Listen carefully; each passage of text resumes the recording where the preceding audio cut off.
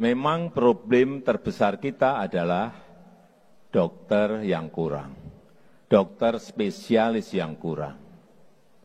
Ini persoalan besar kita. Dan supaya Bapak Ibu tahu bahwa rasio dokter kita masih 0,47. 0,47. Rankingnya 147 dunia. Karena pemerintah udah tahu negara ini kekurangan dokter spesialis, tapi biaya pendidikan menuju spesialis itu yang mahal, tapi dibiarkan tetap mahal. Pemerintah lebih memilih mengimpor dokter dari luar negeri. Gimana tuh?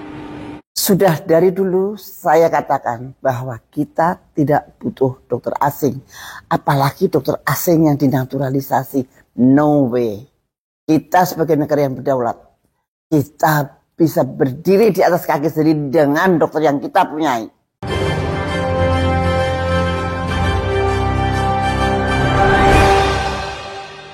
Assalamualaikum warahmatullahi wabarakatuh. Nah, setelah rame kemarin yaitu pemecatan Dekan Fakultas Kedokteran Universitas Airlangga atau UNER Surabaya, Profesor Budi Santoso, sehingga ini menjadi kontroversi di masyarakat terkait pemecatan Dekan Fakultas Kedokteran Universitas Airlangga. Nah, banyak masyarakat menduga alasan pemecatan dekan dari Fakultas Kedokteran Profesor Budi Santoso karena menolak impor dokter asing atau naturalisasi dokter di Indonesia.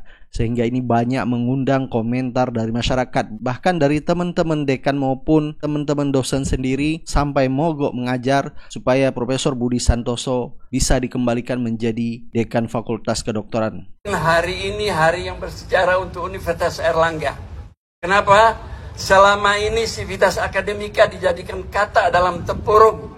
Tahukah saudara, hingar-bingar demokrasi, hingar-bingar keadaan di luar kampus, tidak ada suatu pun aktivitas Civitas Akademika yang bisa dilakukan. Kenapa? Karena kita dijadikan kata di dalam tempurung. Hari ini sudah berakhir, saudara-saudara.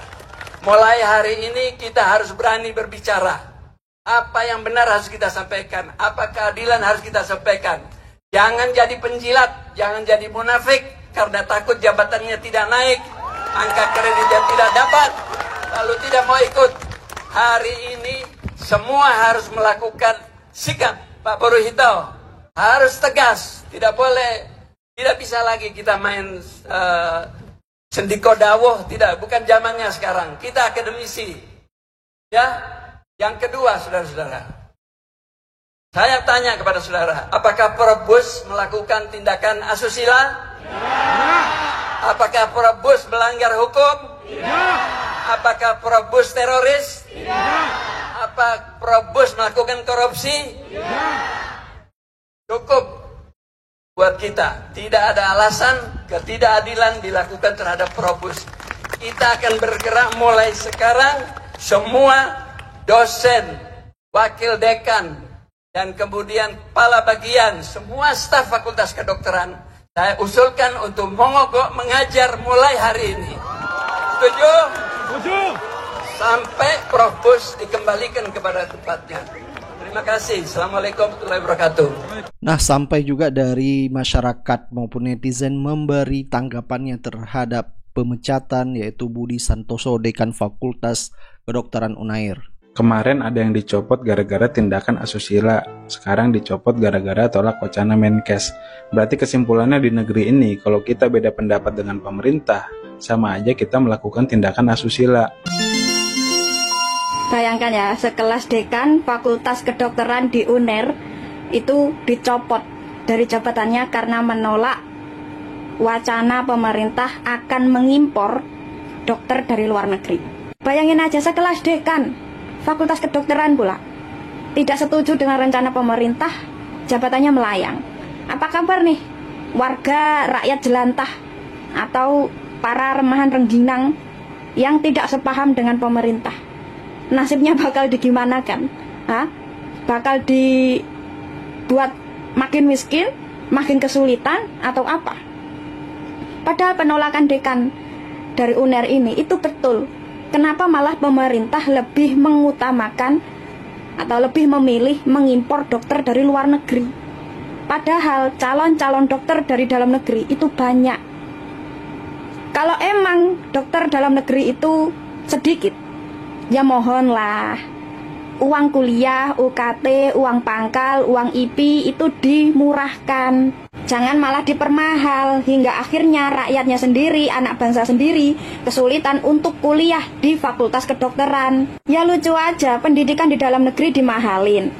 Giliran kekurangan dokter, biaya pendidikannya bukan diturunkan, pemerintahnya malah memilih mengimpor dokter dari luar negeri. Kan koplak. Seolah dari fenomena ini kita bisa ambil kesimpulan bahwa pemerintah itu dengan sengaja membuat negara ini kekurangan dokter spesialis. Kenapa begitu?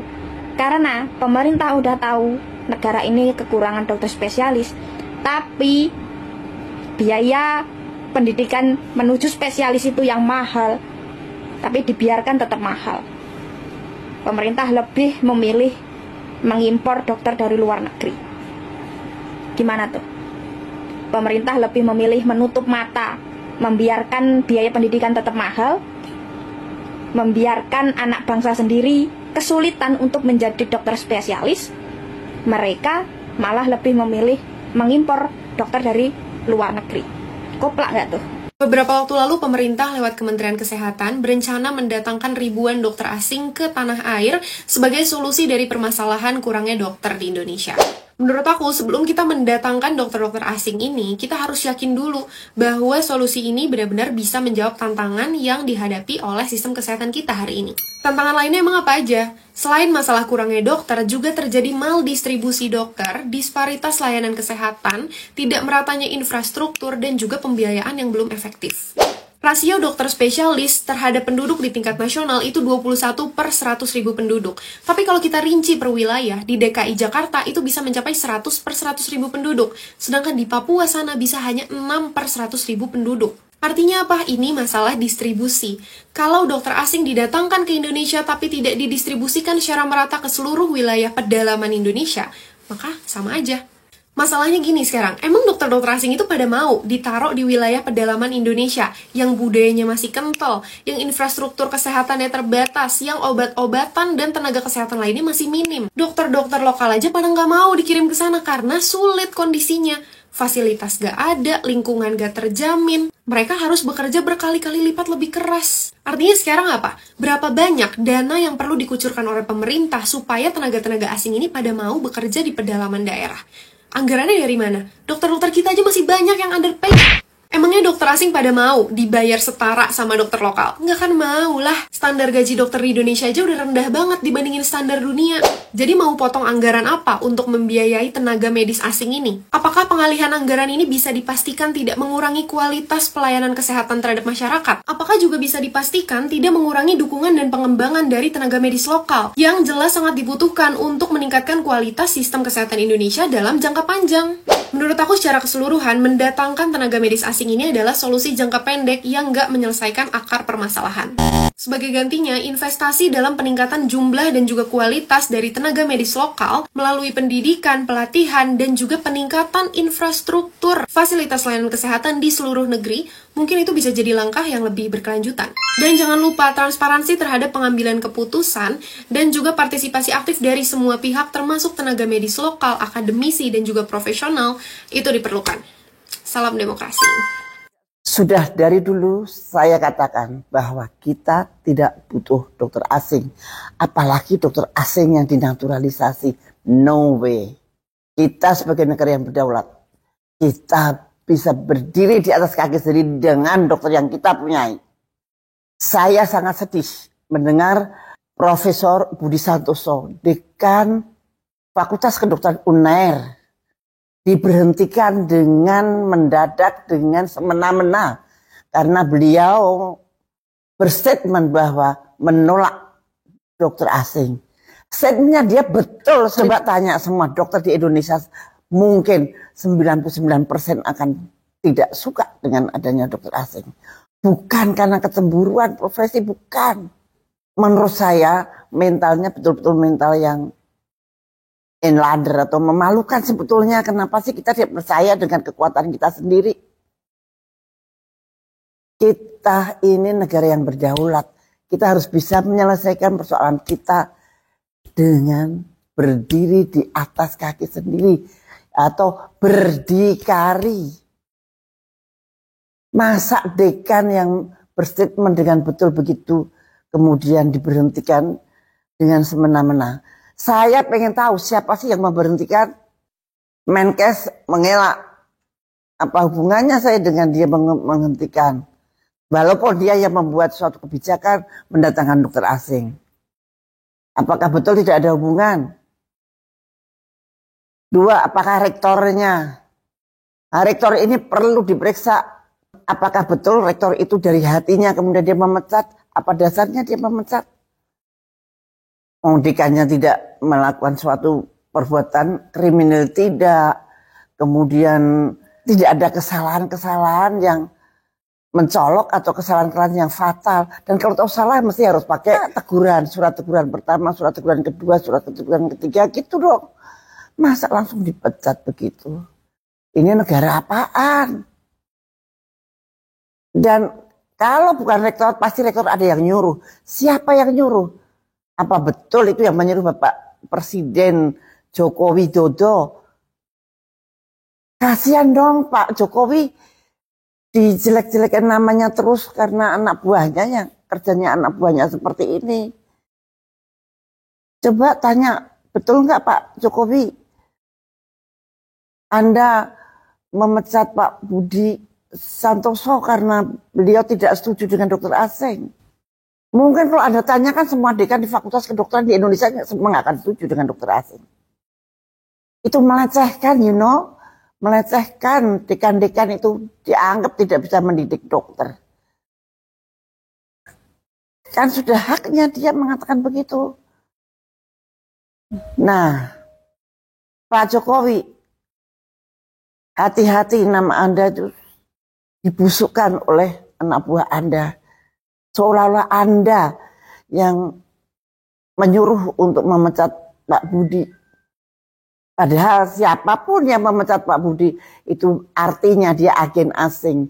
Memaksakan kehendak asing untuk datang ke negara kita. Kita masih kuat Pak, kita masih bisa berdiri atas kaki sendiri. Dokter-dokter kita tidak kalah dengan dokter-dokter asing. Kalau toh ada kesemrawutan itu adalah karena sistemnya. Harus diatur lebih baik lagi. Dan yang bisa mengatur adalah yang tahu substansi kesehatan. Sepinter apapun juga. Kalau tidak menguasai substansi kesehatan, no way. Nggak akan bisa mengatasi masalah kesehatan di Indonesia ini. Apalagi cuma 5 tahun. Makanya Pak Jokowi, tolong ini dikelirkan. Mungkin saya mewakili ini dokter-dokter di Indonesia.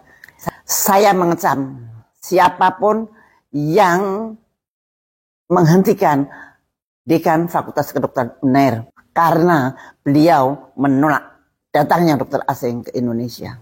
Oh ya, apakah Pak Nadiem? Karena fakultas itu di bawahnya Mendiknas. Dan saya pengen tahu apa alasannya. Apakah betul orang yang menolak kepentingan asing itu menodai negara ini? Apakah itu nggak kebalik? Dan saya pesan kepada Pak Prabowo, Anda adalah presiden yang akan datang. Benar-benar Anda harus hati-hati memilih menteri. Jangan mau dipengaruhi dengan apapun. Tumbuhkan nurani Anda. Pilih menteri-menteri yang tahu betul dengan apa ini bangsa dan negara kita. Taruh menteri yang the right man on the right place. Jadi jangan sembarangan membuat kebijakan.